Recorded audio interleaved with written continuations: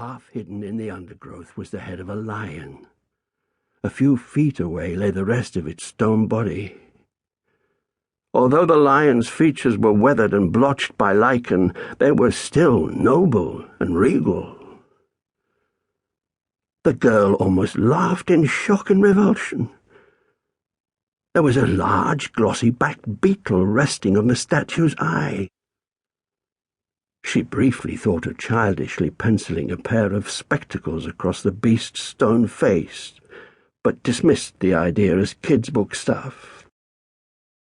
There was something unnerving about this place. It was too cool and too dark.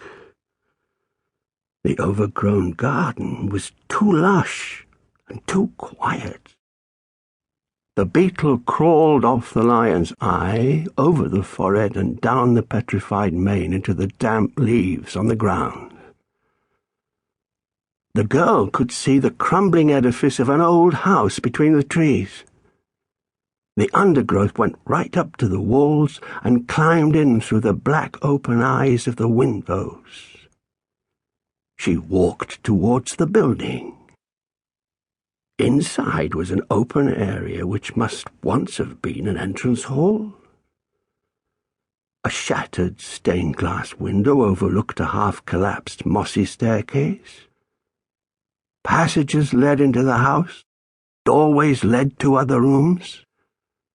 Ivy wound in through the cracks and clambered up the inner walls. It was possible to see through a hole in the ceiling up several floors to a few spindly rafters and the sky beyond.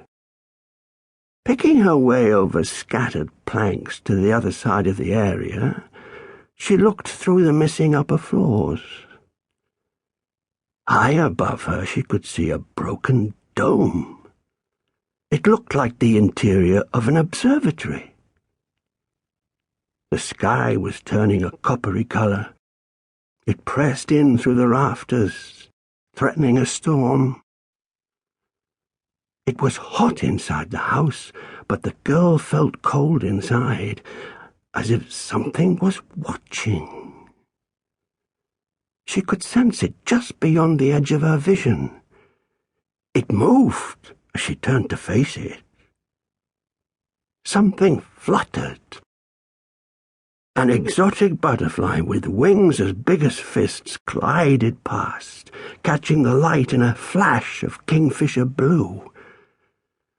It had as much right to go about its business as anything else in this subtropical pocket of West London. She was the intruder. The butterfly vanished into the depths of the ruin. The girl, however, could still sense something else was there. Outside, she heard the distant roar of a DC-10 taking its place in the procession of jets into Heathrow. Inside, something slithered. Something she couldn't see. Was it inside the walls? Or could it even be the walls themselves? She watched a group of tiny crimson mites moving on a door frame. But it wasn't easy to ignore the notion that the whole place was staring at her. She had become the object of its scrutiny. It was almost creaking as it leaned inwards to get a better view of her, almost as if it recognized the unwelcome infiltrator.